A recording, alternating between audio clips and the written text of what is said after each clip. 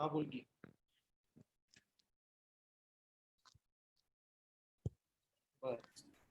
Dear participants, we are about to start our session. Please be muted and keep your cameras off if not required.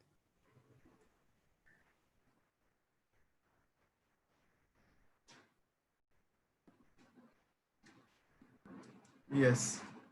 Good afternoon all. Dear participants, today also we are lucky enough to have the eminent Associate Professor Dr. C.S. Matpati from Institute of Chemical Technology, Mumbai with us as a resource person for today's session in this faculty development program. It gives me a great pleasure to welcome Dr. C.S. Matpati on this occasion. Welcome, Dr. Sachin. Now I would like to request Dr. Rajeshri Zavade to introduce Dr. C.S. Matpati, sir. Please, madam. Good afternoon, everyone. I am Dr. Rajeshri Zavade, working as an assistant professor in the Chemical Engineering Department, MGMCET, Kamote, Navi Mumbai. I'm here to introduce our current session speaker, Dr. C.S. Matpati. Welcome, sir. Thank you. Sir is currently working as Associate Professor in Institute of Chemical Technology, formerly UD Mumbai. Sir has pursued graduation, master's and PhD from Institute of Chemical Technology. During his career, he has received many awards and honors. I am happy to list some of them. Sir has received Sir Mokshagundam Vishweshwaraya Award in Engineering by Marathi Vignan Parishad under Chemical Engineering category 2019. I&EC's research class of influential researchers who are early in their careers, less than 10 years, independent research career based on the quality and impact of their research, 2017. Finalist in INAE Young Engineer Award, 2017. K.H. Garda Best PhD Thesis Award, 2011. Sir also has associated with international research experience in 4 months or at University of California at Santa Barbara, USA. Sir has a research experience of 13 years with the interest of computational fluid dynamics, experimental fluid dynamics, design of multi-phase reactors, process modeling and simulation, high temperature corrosion, applications of liquid jet in chemical processing, hydrodynamics of packed and fluidized bed. Sir have guided 15 masters and 3 PhD students with 4 ongoing masters and 8 ongoing PhD students. Sir also has published 38 international publications in peer-reviewed journals. Dr. C.S. Matpati, we are happy to welcome you for this session. Over to you, sir. Thank you. Good afternoon, all.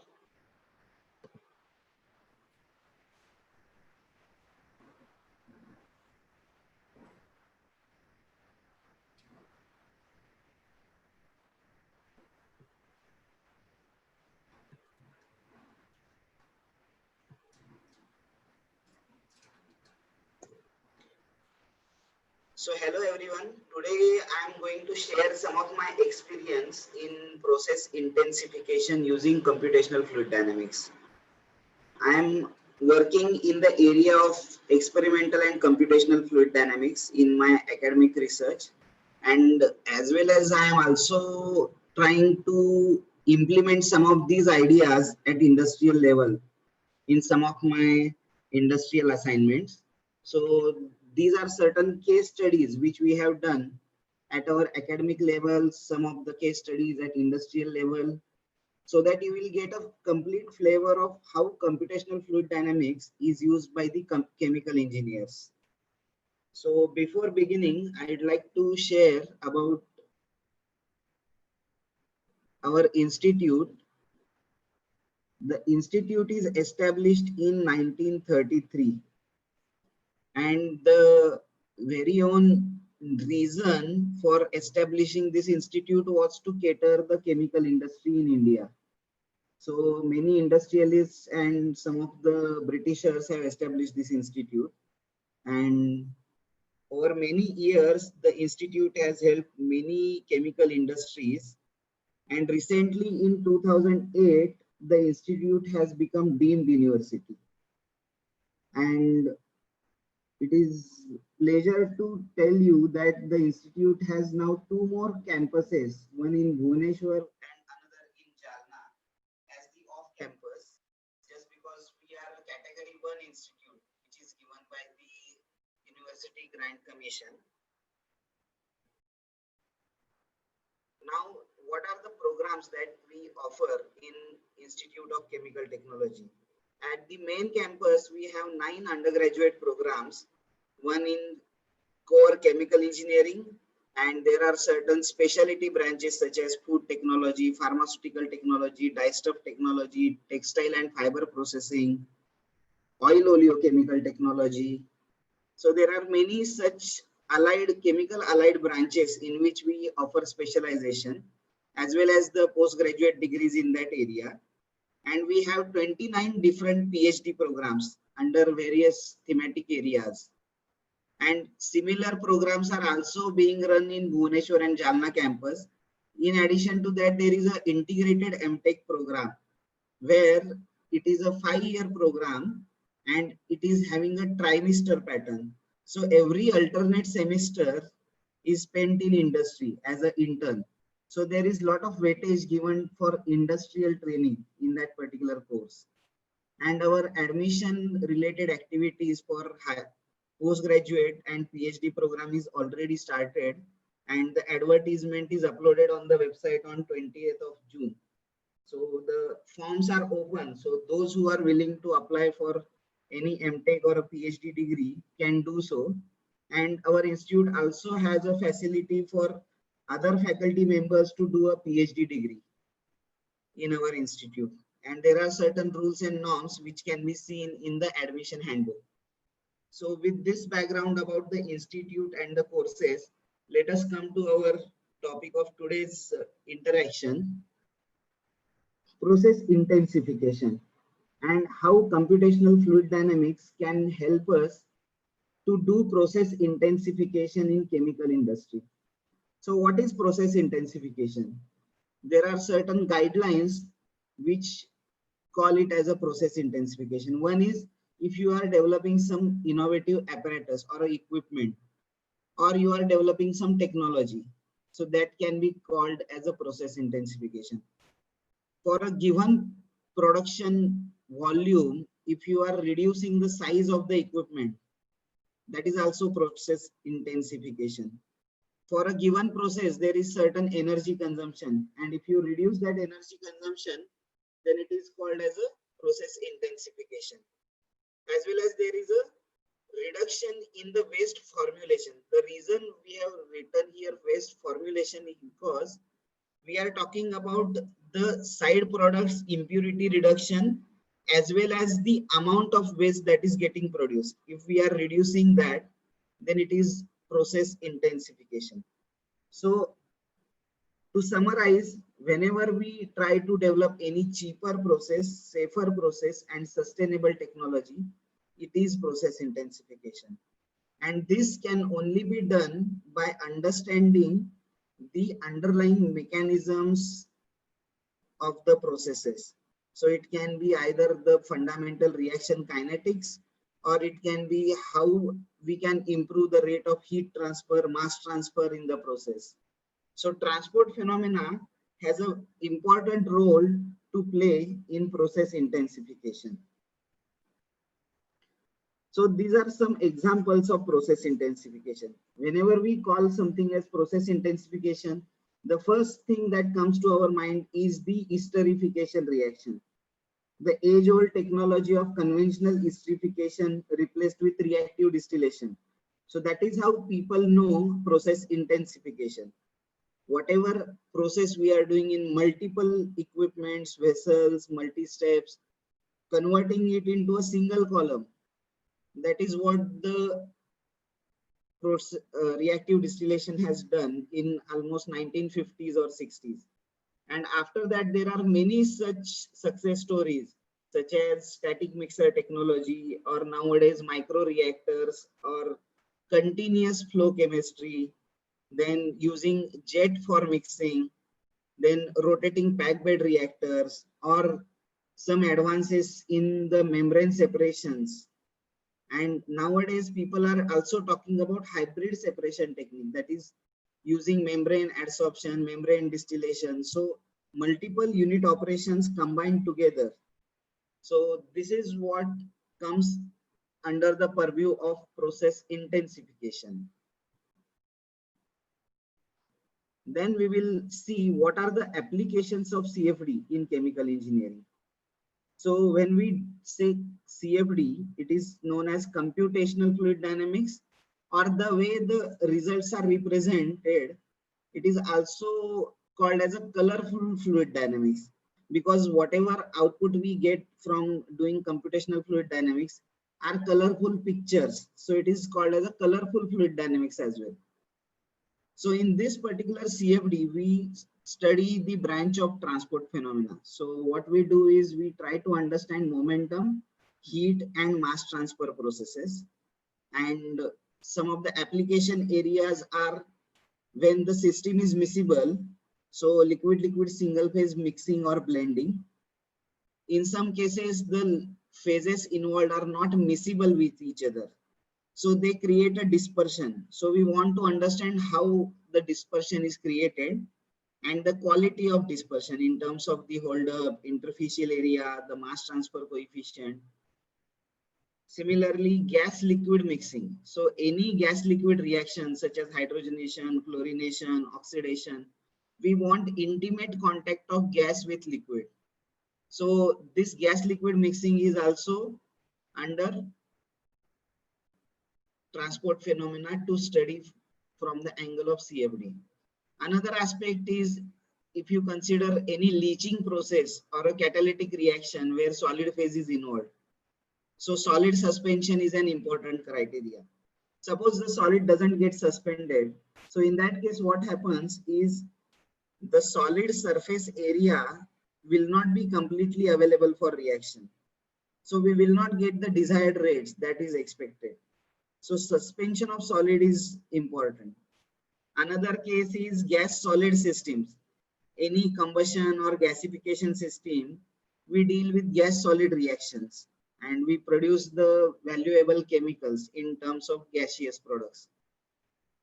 Then heat transfer. Understanding heat transfer in reactors is very important because most of the chemical engineering processes in fine and intermediate industry are heat transfer controlled.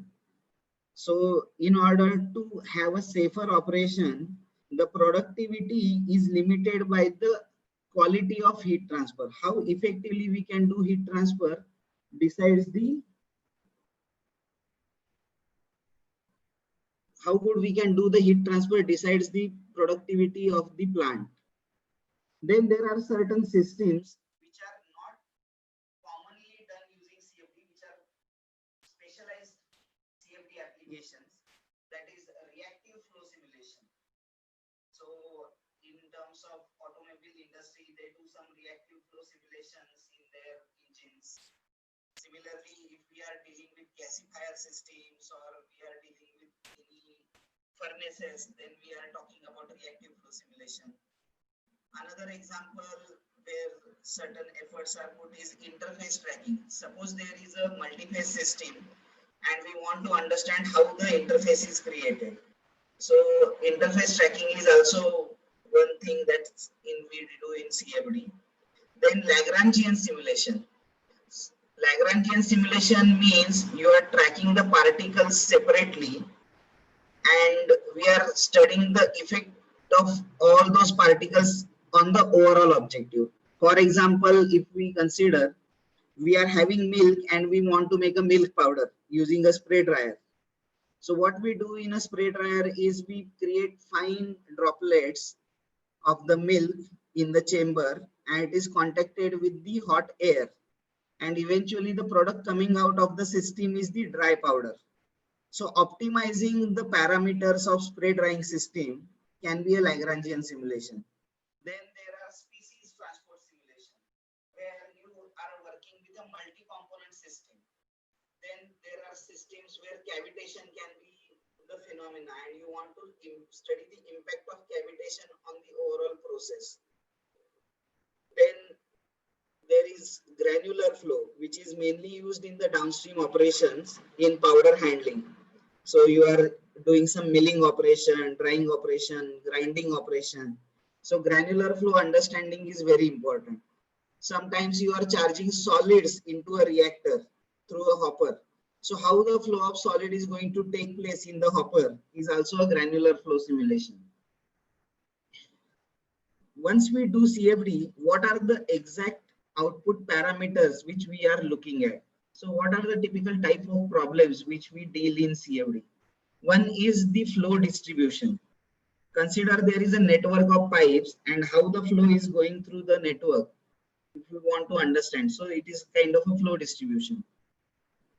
Consider a reactor where an impeller is used to create a motion of liquid. So in which part of reactor you have a good flow, in which part of the reactor the flow is not adequate. So identification of that is also important. Another thing is the pressure drop in the system, because the pressure drop tells us how effectively the equipment is operating. So drag is also another form we represent the pressure drop. Non-idealities in the reaction mixture or reactors. In a reactor, if there is a dead zone, so that part or that volume of the reactor is not useful. If there is a channeling, then you are not giving the proper residence time.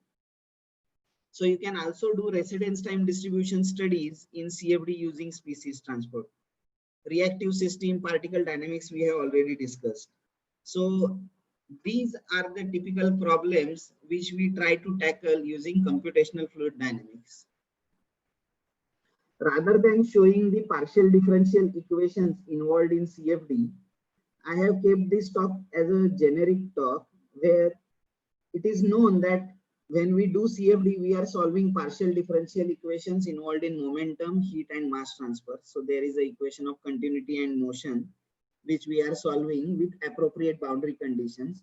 So any CFD tool, what it does is shown here in a simplified language. When you pick up a CFD problem, the first step that you do is a pre-processing, in which you define the geometry. Consider you are trying to do a simulation of a double pipe heat exchanger. So the geometry is you are creating a pipe in which you are going to study what is the flow pattern inside the pipe. You are also going to create an annular zone. You will study how the convective heat transfer is going to take place in the annular zone, and you will define a thickness to the pipe. So that is the conductive resistance in between. So this is how you define the geometry or the computational domain. Then you divide this particular computational domain in different grids. So you subdivide it in many cells, and in these cells you solve your partial differential equation. Then is the selection of what phenomena you want to model, because based on our final objective, we can make certain assumptions and keep the scope of the particular system limited. Consider you have a system where ethanol water mixture is being heated from certain temperature to certain temperature. If my objective is heat transfer, I need not really do the species transport. I can consider this particular system to be a miscible system and take average specific heat and conductivity and model the system. So we can do certain assumptions so that we can simplify our CFD model. So when we are doing any flow simulation, the important parameters, the fluid properties are viscosity and density. If you are doing some simulation where two phases are involved, then interfacial tension will be important. If you are doing heat transfer simulation, then specific heat thermal conductivity will be necessary. That is how you define the properties of the fluid. Then you decide what could be the appropriate boundary condition. If it is a wall, then we know that there is velocity going to be zero, so no slip condition. The top interface between air and liquid, so there can be a zero slip condition. So similar boundary conditions can be selected. And doing all these activities actually consume about 50% of your CFD project time. And once you define all this, then you solve this. So at a solving stage, human intervention is not required. That is a job of some high computing system which will do the job for you. So you have certain softwares like ANSYS Fluent or some open source tools such as OpenFOAM, COMSOL. So there are many tools available which you can use to do CFD analysis. You need not really sit down and do the coding on your own. And most of these particular softwares deal with finite volume method because of its conservativeness. And what it does is converts the partial differential equation into their algebraic form and solve it using iterative methods. So 35 to 40% time is taken by the computer, where you will minimally observe the progress of simulation, try to stabilize the solution. And once you complete this, then comes the part of processing the result, because any CFD will only tell you the velocity vectors everywhere. So you have UVW velocity, pressure, temperature, concentration at every grid point in the system. Suppose you are doing a mixing tank simulation and you want to understand what is the motor HP required for that particular agitation speed. So CFD is not going to tell you what is the motor HP required. It will only give you velocities and pressure in the system. Then it is your job to process this velocity pressure information to find the torque acting on the impeller blade. And using torque, you estimate the power. And then you add up the losses that will take place in the motor or starting blocks. And then you decide what will be the motor HP. So in post-processing step, there is some data analysis required on your part. So in some cases, you can simply plot vectors or line diagrams or contour plots. In some cases, you need to process the data in Excel or any other tool to get the desired output. So why CFD cannot replace all the experiments? Because now if you decide to do some experiment, let's say I want to understand in a given static mixer what will be the pressure drop. So CFD can give me some prediction, but whether these predictions are right or not, whatever model I have used in CFD, whether it is appropriate, for that you need to always have some validation studies. So CFD cannot be a complete replacement for the experiment. But once you validate your CFD model to some cases using experimental data, then CFD can be used to study, to carry out the sensitivity analysis in terms of what will be the effect of velocity, what will be the effect in terms of changing the thickness of a static mixer. So all these parametric studies can be done using CFD once you validate your CFD model. And any modeling will involve assumptions, and these assumptions will have an impact on the predictability of the model. So it is better to have some validation using experiments and then use the CFD for rigorous optimization. So in this particular talk, we will see the process intensification in stirred vessel system, because majority of the chemical industries in India at fine chemical or intermediate chemistry level and specialty chemicals, 90% of the equipments are like stirred tanks. So improvement in stirred tank design and operation will help them to improve their profitability. In a stirred tank, you can see what are the common components. So in a stirred tank, there is a body which can have a torus spherical or elliptical or a conical bottom.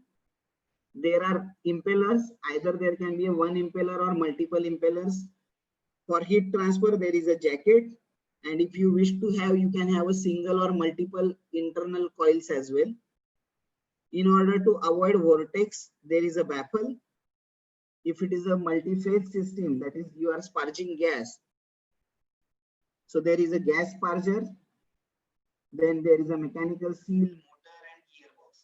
So these are the common components in a stirred vessel. And for every application, we have to make a judicious choice in terms of sizing them as well as the operating conditions. And there is a common thumb rule available in terms of typical ratios. The D by T ratio.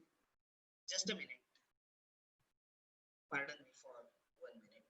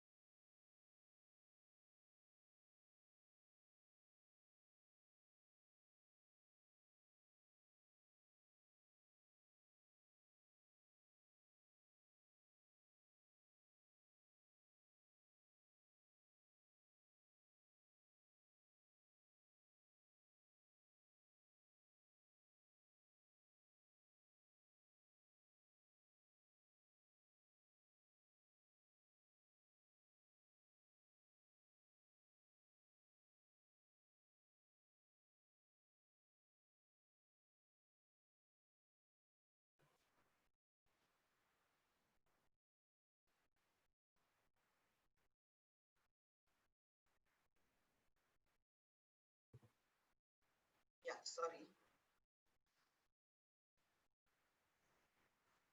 So I had a call from our registrar. So whenever we design any stirred tank reactor, there are certain guidelines in terms of range is available. So we have to make a choice in terms of the value. The D by T ratio, if you see 0.2 to 0.6. So it depends on the process and the particular chemistry which we are working on. So what should be the choice? And if we try to make the prototypes and then finalize, it will take a lot of time as well as lot of cost. So in that case, the CFD will be very useful. And certain important parameters in terms of designing stirred tank systems is the power consumption, the flow produced, the shear produced, and the power consumption per unit mass. So this is one of the vital parameters or crucial parameters in terms of selection of the stirred tank operating conditions as well as the impeller selection. So how much energy you are utilizing per unit volume of your reaction mass is the design parameter, which depends on the impeller diameter as well as the agitation speed. These are certain thumb rules which chemical industry uses. If you want to mix some miscible liquids, the range is 0.1 to 0.8 kilowatt per meter cube. If you want to do heat transfer, then it is 0.2 to 1.5. So in chemical engineering, all these designs are mainly empirical in nature. And that is how the chemical industry had been operating for almost 8 to 10 decades.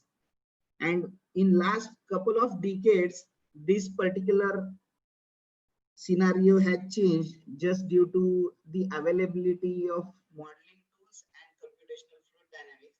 So people can actually optimize the power consumption by modifying the internals to minimize the energy requirement.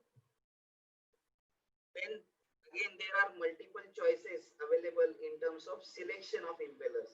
So either you can go for an open type of an impeller, which is going to have lower diameter than the tank diameter. There are close clearance impellers where the diameter of the impeller is almost equal to the tank wall. So it is like a scraping the surface. So in crystallization operation, where there is a crystal scaling on the wall, these impellers will do a good job in terms of surface renewal. and maintain the heat transfer. So here you can see after doing CFD, what are the results we can get. So it is a stirred tank system. It is a multi-impeller system.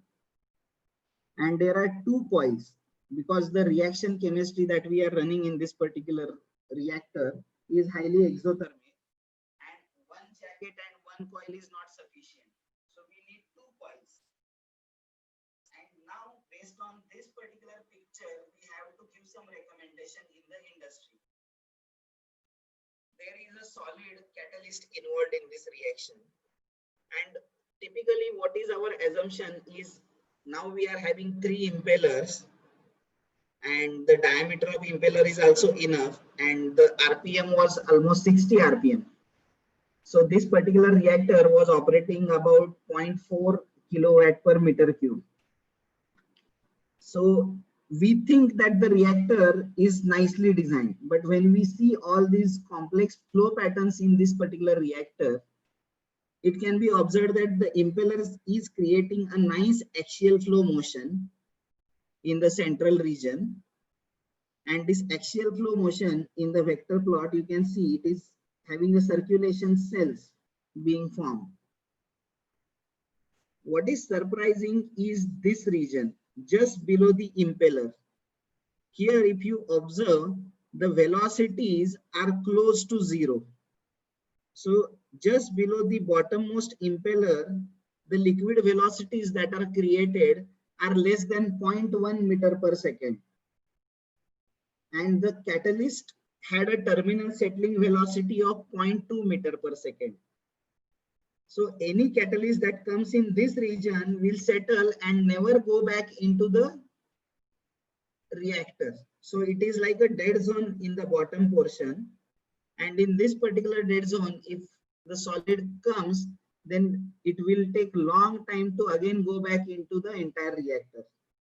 And such situation need to be avoided when we are doing the design and fabrication of such equipment. Because once your impeller system is ready, it is very difficult in an industry to change it again. The same thing can be seen in an axial velocity plot. What we saw right now was a velocity magnitude. Now we are only looking at the axial velocity in the system. Now if you see the axial velocity, these impellers are downward pumping impeller. So the central zone has velocities of almost down pumping 2 meter per second. But just below this impeller blade, the velocities are in between 0 to 0.5. And here in this region, it is mainly close to 0. Close to the wall, if you see, the velocities are almost like 1 to 1.5 meter per second, which indicate that this particular impeller configuration will be very useful for jacket side heat transfer just because you are creating very nice velocity patterns close to the wall. So in terms of heat transfer, this design is very good. In terms of solid suspension, there are some issues which need to be tackled. So based on the application in your mind, you have to optimize this reactor. It is like you cannot satisfy all the requirements in a single configuration. You have to prioritize and then do the design. So from solid suspension angle, how we can do process intensification using CFD. For solid suspension, the general thumb rule is to use axial flow impeller because axial flow impeller does the solid suspension at a lower power consumption compared to radial flow impeller. And there are certain thumb rules and correlations available to find the agitation speed. So this is a typical example where 30% solids are to be suspended, which is having a 100 micron diameter and 1800 is the density in a large reactor, 30 meter cube reactor. And you can see the power required is 6.5 kilowatt, 0.2 kilowatt per meter cube. So this is a general power requirement for this using a correlation based design. Now, if we go in detail and do CFD simulations using different type of impellers. So this particular chart or this particular study has been done by Murthy et al., where they have done solid suspension study using CFD and compared different type of impellers. So this is the most axial flow generating impeller, hydrofoil, and this is the most radial flow generating impeller, that is Ruston turbine and paddle impeller. So the power number is 0.3 here and around 6 here. And you can see that A310 and HE3 impellers are consuming significantly less energy to get the same performance compared to the other impeller. So if you make a wrong choice of an impeller, in that case, the 0.1 or 0.2 kilowatt per meter cube energy requirement will suddenly become 4, means 20 times. So you are increasing the operating cost of this process by 20 times. And if the reactor is going to run for, let's say, 800 or 8,000 hours in a year, you can just imagine how much is the wastage of energy we are doing. And that will also get reflected in the profit margins available. And how do CFD tell us about the quality of solid suspension? So what we do is we do CFD study using the different phases in the proportion that we want, and after simulation is converged, we find out on every plane what is the average concentration by doing area averaging, and from every local value we subtract that area average and we find out the sigma, that is standard deviation, and the standard deviation value tells us the quality of solid suspension. So without doing experiments, we can understand what is the quality of solid suspension, which is otherwise very difficult to do. Because most of the reactors that we use are opaque in nature, and whether the solids have been suspended or not, there is no way to gauge this particular hypothesis. Similarly, whether to go for a single impeller or a multiple impeller, that can also be studied using CFD. So if you are using single impeller to suspend solids, in this particular example, 3.5 kilowatt energy was required. But if you take smaller size impellers and 3 impellers, the energy requirement has gone down, as well as the quality of suspension has improved. So this is how we can optimize the impeller configurations and improve the performance of the equipment by reducing the power requirement as well as avoiding the undesirable reaction, and hence improve the productivity. But for every reactor you want to do CFD simulation, typically the time frame required is 2 to 3 days. So if I get a job of doing certain reactor simulation at a particular RPM today, I would be able to give the final results after 2 to 3 days in terms of considering the geometry generation, simulation time, and post-processing. If you take industry which is having a turnover of about 10,000 to 20,000 crores every year, every day their project engineering team is designing 10 to 20 reactors, and to keep the timeline in line in terms of the market requirement, they have to place the order of the reactor, because once you place the order of reactor, it will take 6 to 8 weeks to get the reactor on your side. So you have to plan it accordingly.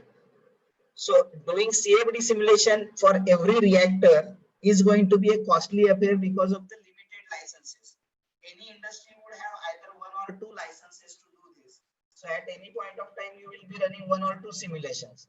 And if you are designing 10 to 20 reactors every day, it is not feasible that every reactor that you are putting in the plant will be validated using CFD. So there need to be certain guidelines which come from CFD and given to the project engineering team, so that they can have some better judgment than empirical way of doing it, but not increasing the burden on CFD software.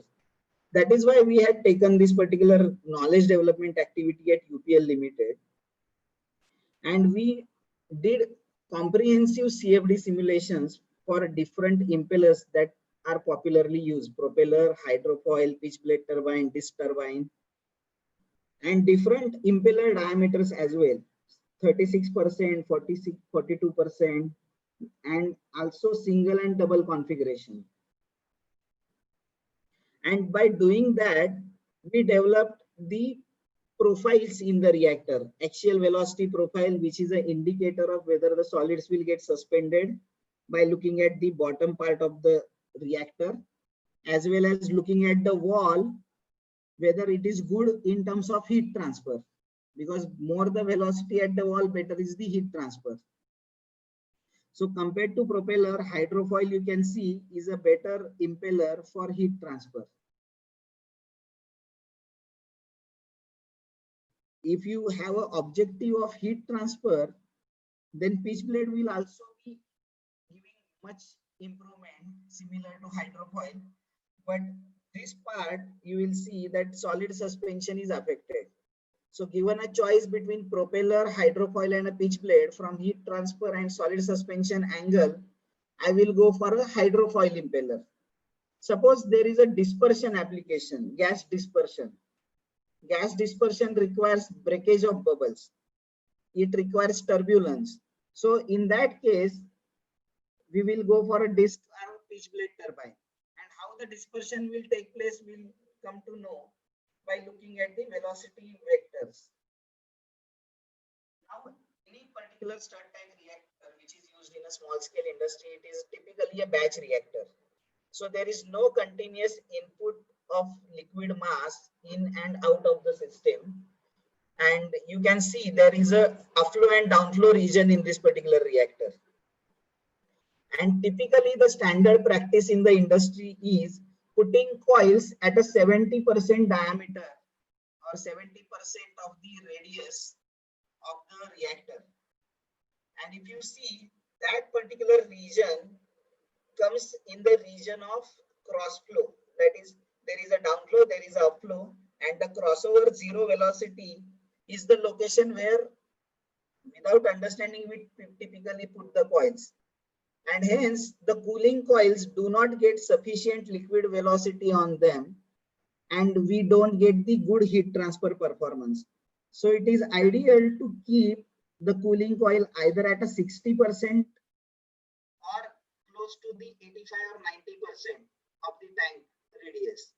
So this is how you can decide the location of the internals using CFD results. Then understanding how the power consumption will vary with respect to agitation speed, those optimizations can be available. So these results are available in terms of some in-house equations based on CFD for the project team to use. Another aspect is when you are dealing with biological system, a bioreactor, the species may not like too high shear. So scale up becomes difficult because at a certain scale, let's say 50-liter scale, you are doing some reaction, bioreaction. If you go to 200 or 500 liters capacity, then there is, due to the high tip speed, there can be high shear and the cell growth will not take place. So understanding the shear when you scale up the reactor is also an important task, which can be done using CFD. As you have velocities in the reactor, you can also get the velocity gradients, and looking at the velocity gradients, you can decide in terms of scale up what should be the agitation speed. So this is a typical shear rate profile using a retreat curve impeller, which is mainly used in pharma industry for crystallization application. And if your crystals are thin and needle shaped, due to high agitation speed, the needles break and your crystal size distribution is affected. So these kind of CFD simulation will tell you what kind of a hydrodynamic shear the impeller will generate at different RPM. Another aspect is, let's say you are using immobilized enzymes. So using immobilized enzymes, the immobilized enzymes can get leached out, or the enzyme can come out of the polymer matrix if it is subjected to a very high shear. So in order to avoid very high shear, what can be done is we can consider using a airlift type of a reactor configuration, and the particles or the immobilized enzymes can be put into the downcomer area. And by doing so, by controlling the gas velocity in the riser, we can control the circulation velocity in this entire system. And controlling the circulation velocity, we can also control the shear that will act on these particles, so that the precious immobilized biocatalyst can be used for multiple runs rather than getting leached away. In industry, there are certain instantaneous reactions such as precipitation reaction, or you consider a case of anti-solvent crystallization, where if two reactants come in contact with each other, immediately the product is formed. And if the product lies in high pH or low pH zone for a long time, it further degrades and affects the yield of your final product. In that case, what is done is you add one of the reactant in a semi-continuous manner, and you try to add it in a high turbulence zone, so that as soon as it gets added, it gets well mixed in the reactor system. So there are multiple ways of doing it. One is you can add it at the eye of the impeller, or you make a ring and put the reactant, or you put a draft tube. Draft tube is an open cylinder and you add in between. So it is open from top and bottom, and it actually acts like a pump which is kept in the reactor, and it gives a very good micro mixing. Micro mixing means mixing up to the molecular level. So again, optimizing the configuration in terms of size of the draft tube can be done using CFD. So this is how you carry out CFD at different RPM and observe the flow patterns in terms of how much is the shear generated in this draft tube, how much is the micro mixing level. The micro mixing level in the reactor is observed using the local dissipation patterns, and higher the local dissipation, better is the micro mixing. That is how these reactors are optimized using CFD. For heat transfer aspect, I had already talked about how the location of coils can be selected. So if you have two coils in the system, then their location actually, if you have some ad hoc locations, then performance gets deteriorated. So if you have one coil exactly at the 70% line, it doesn't really have very good velocities compared to if you have both the coils in a region where you get very good liquid motion on the top of the tubes. So this is a better reactor configuration than this. Another case study that we did was designing a wall wetter system. In a batch evaporation system in chemical industry, as you evaporate the material from the reactor, the available heat transfer area, just due to the drop in the liquid level, goes down, and hence the process takes a long time. So if the liquid level is intact and entire heat transfer area is used, if the process is going to take 2 hours, just due to the reduction in this particular liquid level, the process takes 8 to 10 hours.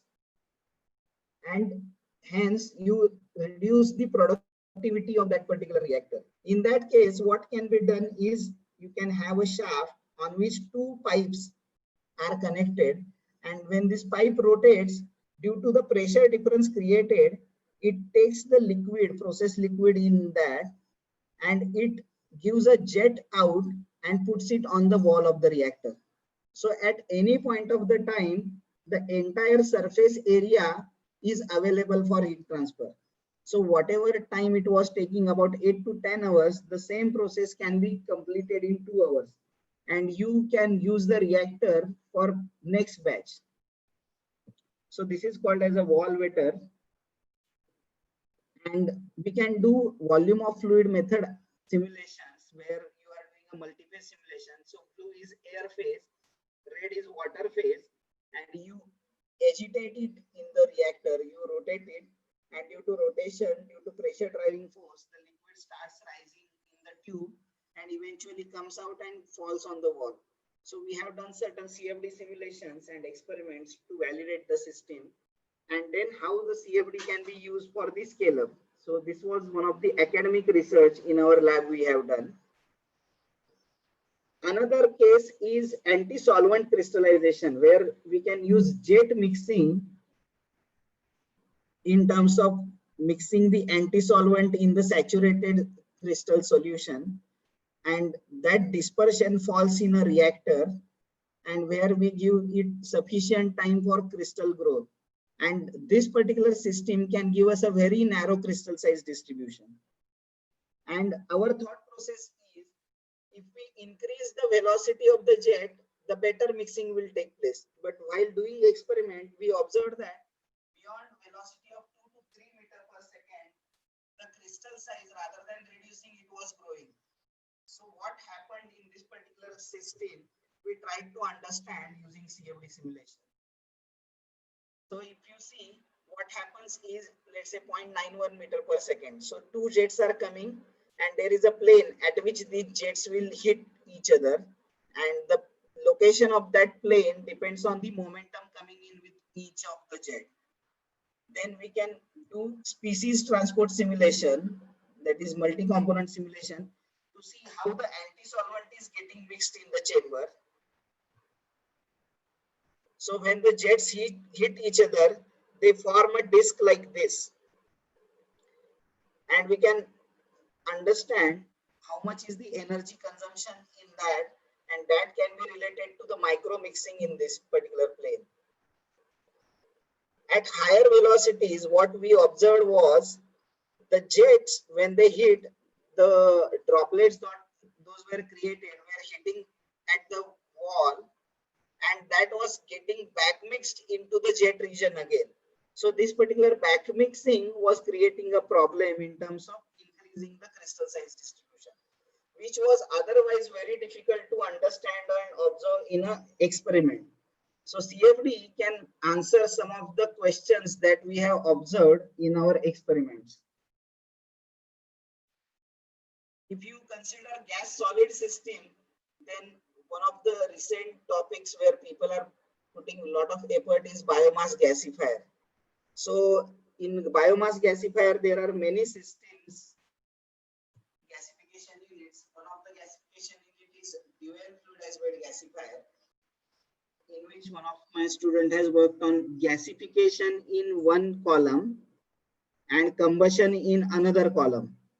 So from a gasifier, the heat carrying material comes through a loop seal to a riser section, and there is a combustion reaction that will take place. There is a cyclone separator, and the heat carrying material comes here and the gasification proceeds. So a cold flow model of this has been created, and the system was studied using CFD and the experiments as well. So these are the CFD profiles at different time steps, that how the fluidization in the gasifier zone is taking place, how the pressure profiles are getting built, and there are multiple pressure sensors kept in the system to validate this particular CFD. So if I get time, I'll show the video of the experiment as well. Then we will see the Lagrangian simulation from the recent work we had done. In order to fight with the COVID problem, what we had done is we have tried to optimize the sanitizer tunnel, but using very less disinfectant solution, so that it will not have a high impact on the skin, whereas it should do the job in terms of disinfection. So we optimize this particular configuration. So what you can see here in the picture is the optimized configuration. So this particular study started with the CFD model where we considered the nozzle locations at different places, and we studied how the droplets are getting created, and at each plane how much is the coverage of all these droplets by putting the nozzles at different locations, and knee height, chest height, head height, how the drops are getting distributed. And based on this, a complete system has been designed, which takes about 7 to 8 times less the liquid solution compared to the standard single fluid nozzle designs.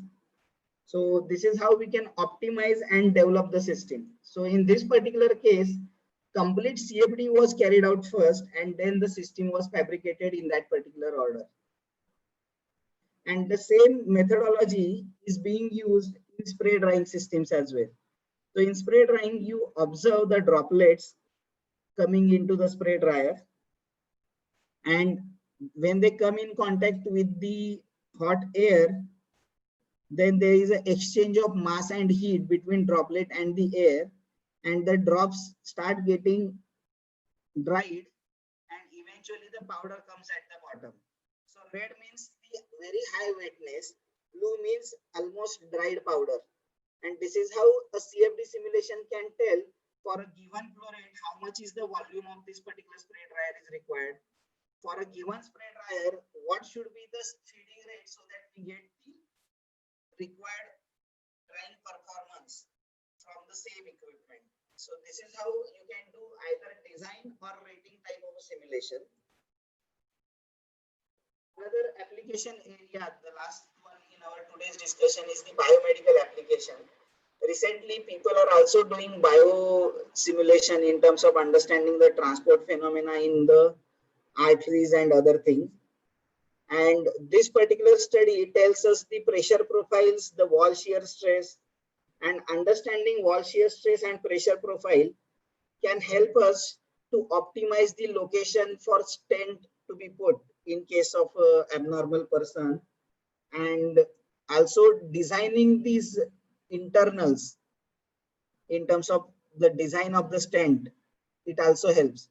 So these studies help to understand what kind of a transport phenomena happens in our bodies, and also gives some hint to biomedical practitioners in terms of designing the components. So finally, to conclude, CFD plays a vital role in terms of understanding the complex transport phenomena. CFD can be called as a virtual experiment, but it is not a replacement to experiment. That needs to be kept in mind, and helps us to create various scenarios at a minimal cost.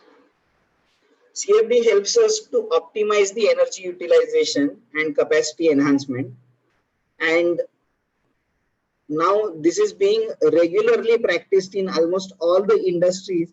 So our transport phenomena course at undergraduate and postgraduate level should include some basic introduction to CFD as well as few hands-on case studies.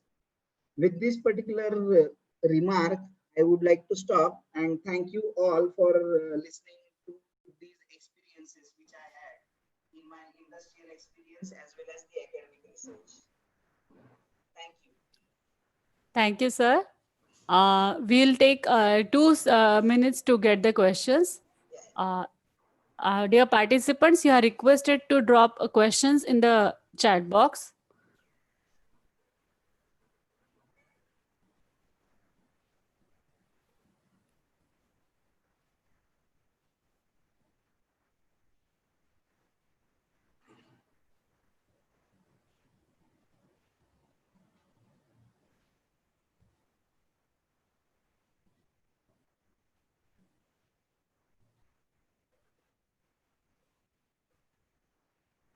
Sir, there is a first question from Rahul Bhosle. Dr. Matpati, excellent talk. May I know which software you have used, Fluent or Cosmol? If both, then what is the difference in the results? In most of the studies that I have shown, we had used Fluent in case of external loop airlift reactor CFX, and most of the stirred tank simulation, it is either ANSYS Fluent or OpenFOAM. COMSOL I have not used, but certain research groups in our institute use it for microwave heating applications or some other applications where you have a different energy source. So microwave or any electromagnetic application, the toolbox of COMSOL is very good. So people use COMSOL in such areas, whereas for other applications, we typically use ANSYS Fluent. So most of the research students in our institute are using ANSYS Fluent. Okay. Any question, participants?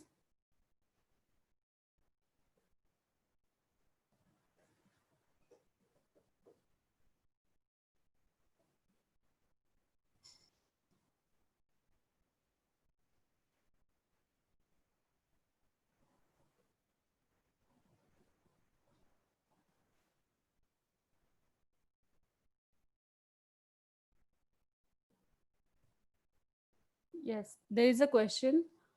What is the flow rate of fluid in annular space? What is the flow rate of? Fluid in annular space. Which particular example we are talking about? Is it a double pipe heat exchanger type of a discussion, or a jacket in a stirred tank? Okay, double pipe heat exchanger, typically what we do is we try to maintain the velocities in the range of about 0.5 to 2 meter per second, so that it will not be controlling in terms of heat transfer. Okay. There is another question from Ajit Kumar Gudekar. Thank you, Sachin sir. OpenFOAM is equally good as ANSYS? In case of multi-phase systems, no. There is a lot of development is yet to take place. So it will require a lot of time in doing OpenFOAM multi-phase system analysis compared to ANSYS Fluent or CFX, because the multi-phase tools available with the commercial software is very good, and you will get the converged results very fast. Whereas in OpenFOAM, what you will have to do is, in order to make the convergence better, you need to go for a time step of 10 raised to -5 or -6, and that takes a lot of time. But single phase stirred tank mixing, such kind of simulations or heat transfer simulation, OpenFOAM is, we can say, equally good to ANSYS, but for complex physics, ANSYS has an edge. Okay, I hope that satisfied your answer, sir. So there are many replies like nice session, very nice session, Oh, thank very you. Thanks a lot. interesting, very informative session, very interesting topic. As we are live on YouTube as well, sir, YouTube chat box also has many appreciation messages for you. Oh, thank you. Thanks a lot. Kole sir, shall I conclude? Yeah. Yes. Yes. Dr. C.S. Madhpati, it's our great pleasure to have you with us. You have enlightened us with the new topic that, for the CFD, with many operations, examples, aspects, variations in the aspects, and detail each and every point to the with the graphics or with the graph or numbers, everything. It's a really nice session with you, sir. Thank you. Thank you. Thanks a lot. Thank you. Thank you everyone for listening. Yes. Dear Dr. Sachin, I must mention our deep sense of appreciation to you for sharing your expertise on process intensification using computational fluid dynamics. The presentation was really very interesting and informative. Thank you very much for accepting our invitation. Thanks. Sir, one minute, sir. Can I say, please? Yeah. Dr. Madhpati sir, I'm really sorry, but I need to appreciate your work regarding a sanitization tunnel.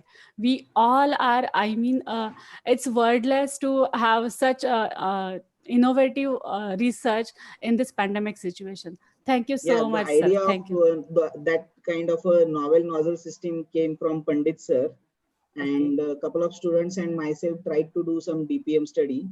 But major thanks goes to Ketan, Vikram, and the team who actually fabricated the system and put it into practice. Great. Many Yes, sir. congratulations, sir. Many Thank you. congratulations. Thank you. Great. So thanks a lot, Dr. Sachin, on behalf of Mahatma Gandhi Mission's College of Engineering and Technology. Thank you. Yeah, thank you, sir. Thank you. Bye bye. Bye.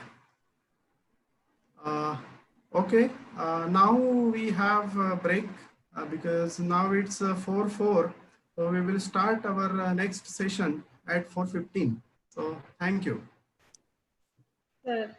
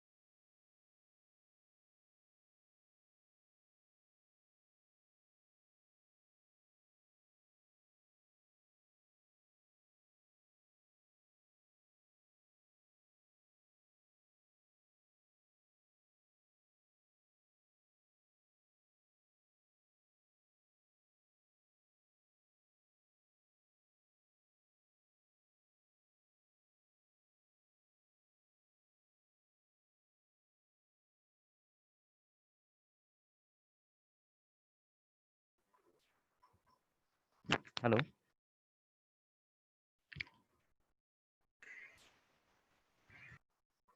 Hello.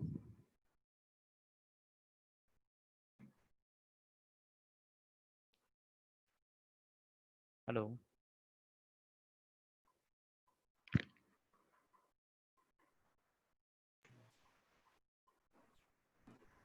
Yes, Professor Nishan, you are audible now. Yes, sir. It's okay. Yes.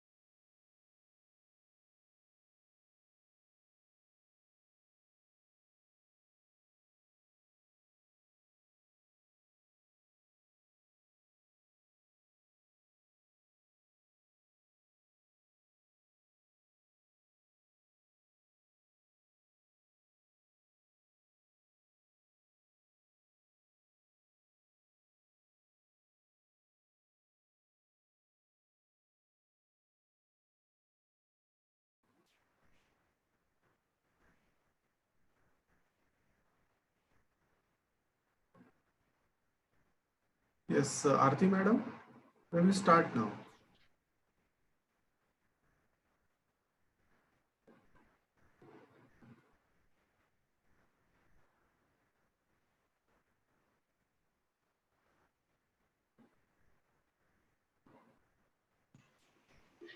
Hello. Hello, Aarti madam, we will start now. Okay. Once again, welcome to one and all. We are glad to have another eminent professor, Dr. Avanti Sahu from renowned institute, again, a National Institute of Technology, Rourkela, as a resource person for this session in this faculty development program.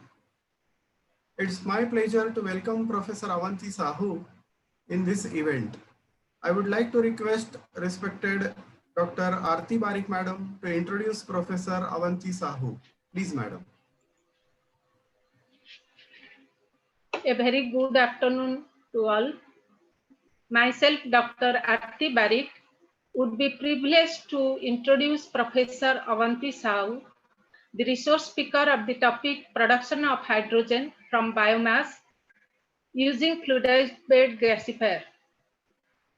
For the current session, Professor Avanti at present is professor in Department of Chemical Engineering at NIT Rourkela.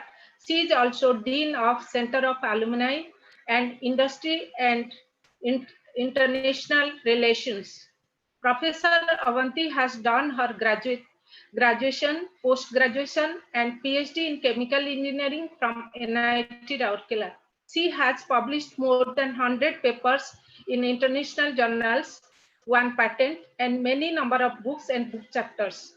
Professor Avanti is life member and senior member of various professional bodies such as IICHE, ISTE, the Institute of Engineers, Computer Society of India, Institute of Public Health Engineers, International Association of Computer Science and Information Technology, Asia Pacific Chemical, Biological and Environmental Engineering Society.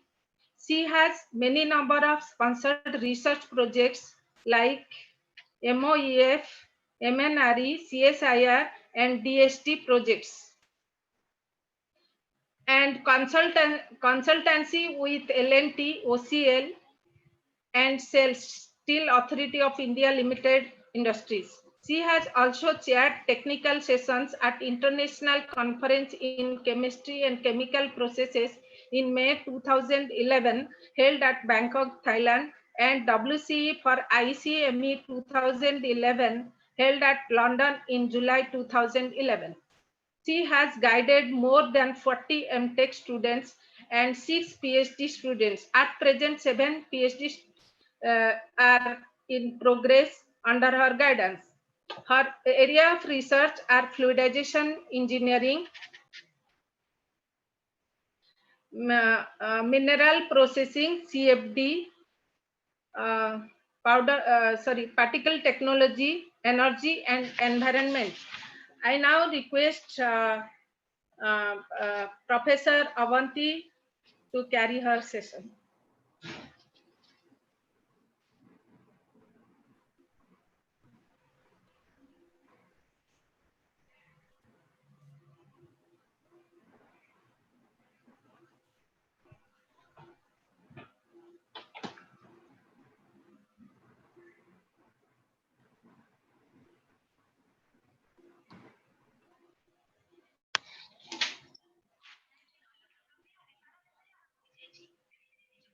Unmute कर तो निजू को unmute कर.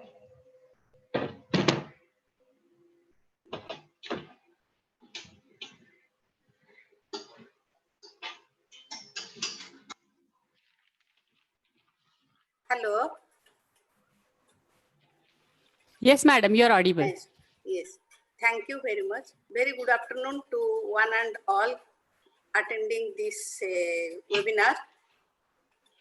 Today's topic of discussion is production of hydrogen from biomass using fluidized bed gasifier. So let me share the video PPT first.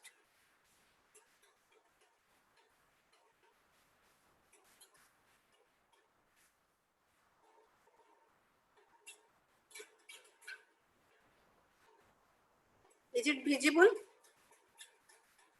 Yes, yes, it is visible. Visible. Okay.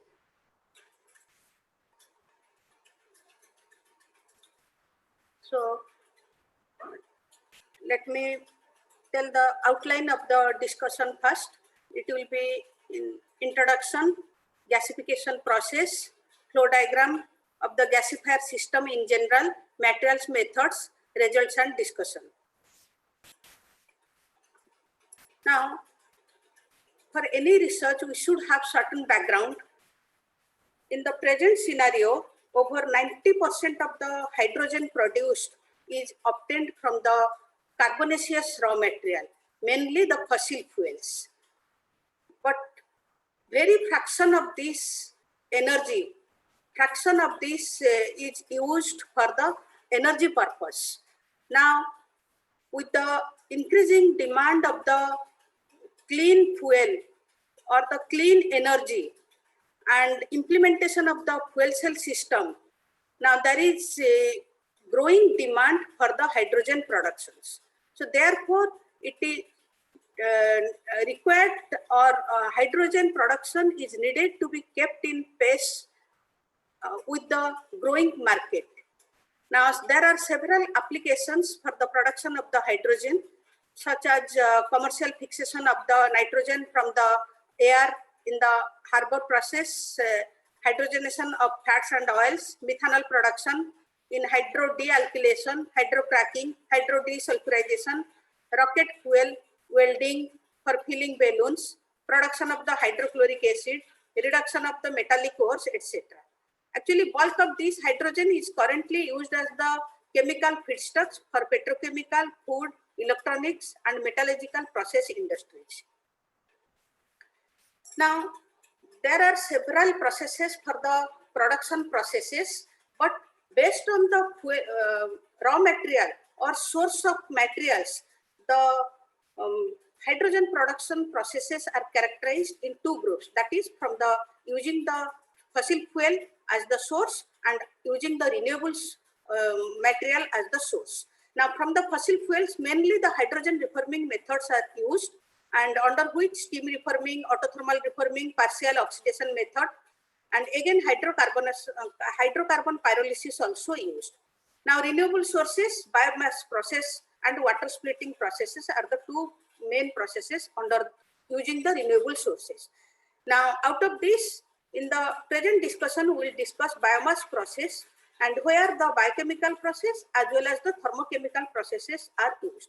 And in the biochemical process, the process is less efficient and it is not cost effective. Thermochemical process is considered to be most efficient or more efficient in comparison with the biochemical process and cost effective, for which the present the researchers are focusing on the many researchers are focusing on the thermochemical process, and today's discussion is based on the thermochemical process.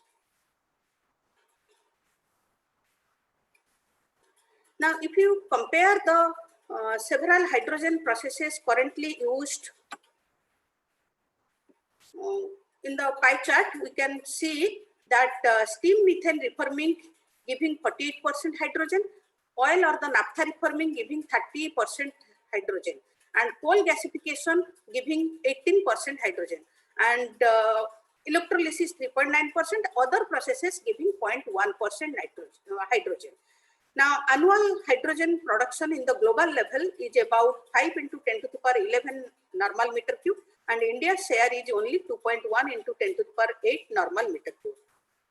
Now, if you compare the sources, now we find that mainly the natural gas is used for the reforming processes to produce the hydrogen, but the natural gas price is volatile and also its reserve is limited.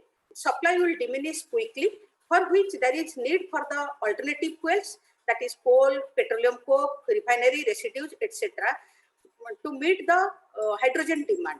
But however, these sources having the carbon content, high carbon content, increases the carbon dioxide emissions. So carbon dioxide emissions are increased when the hydrogen is produced from the asphaltenes and the pet coke. Pet coke is produced from the coal. Asphaltene is the molecular substance found in the crude oil. So these pet coke or the asphaltenes also produce the more carbon dioxide emissions. Now, if 90% carbon dioxide capture is assumed with the gasification process, then the emissions will be less than the steam methane reforming with the natural gas. So for which gasification is found to be more efficient and the cost effective. Then why to go for the biomass gasification? Because all we want to have the energy that is green, clean, sustainable and convenient, and also at low cost, by which all will be able to use it.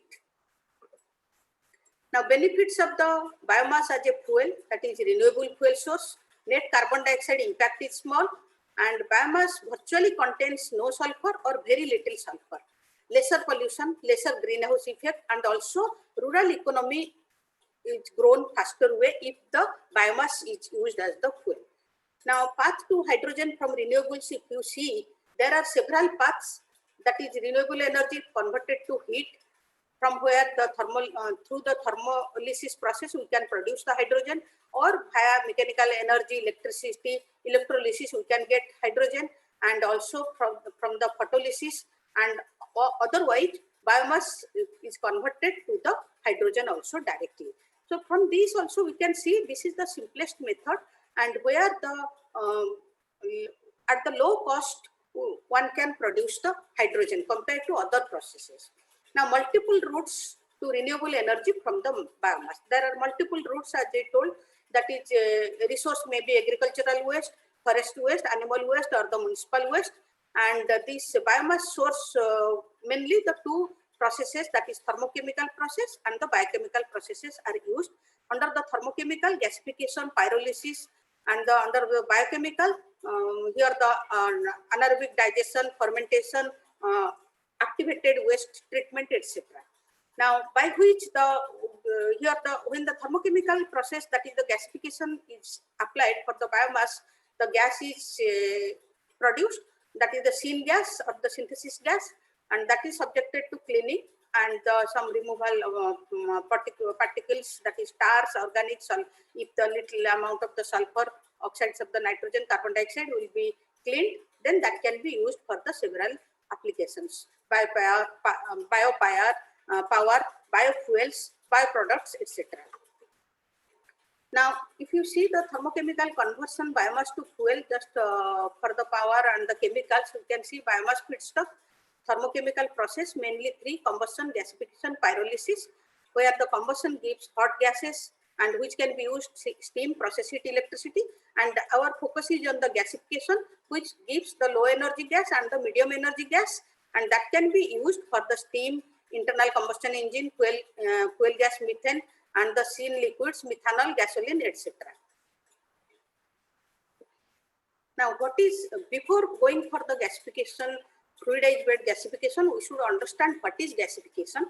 Gasification is a partial oxidation of the organic substance at the elevated temperatures, that is 500 to 1800 degrees centigrade, and the reducing conditions to produce the gases, that is called the synthesis gas, and with char, water, condensable as the minor products. Now, this partial oxidation can be carried out using the air, oxygen, steam, carbon dioxide, or a mixture of these also. Now, products, the syngas mainly consist of carbon monoxide, carbon dioxide, hydrogen, water, and the methane. And the trace amount of the hydrocarbons and the ethanes and the inert gases may be present also in the syngas. Now, advantage of the gasification is that it produces a fuel which has many impurities removed, because it is the through this gasification process many impurities are retained at the bottom of the gasifier. So thus it will therefore cause fewer pollution problems when burnt. Now in the pictorial form we can see that is it just gasifier, where it is giving the product gas and the byproducts. These byproducts, depending on the source material, what type of the source fuel we are using, whether biomass or the coal or the whatever the type of the material, depending on these byproducts, that is hydrogen sulfide, carbon dioxide, solids, minerals from the fuels may be present, and that can be here the product gas, that is the mainly the syngas, which is carbon monoxide, carbon dioxide, hydrogen, will be subjected to cleanup before the product use. Now, the commercial attractions for the gasification, major attraction that it converts the waste or the low priced fuels to the that is high value chemicals like methanol. Again, downstream flue gas cleaning in the gasification plant is less expensive than the coal fired plant, where the flue gas such as flue gas desulfurization, selective catalytic reducers, and the electrostatic precipitators, where the gas cleanup will be very expensive.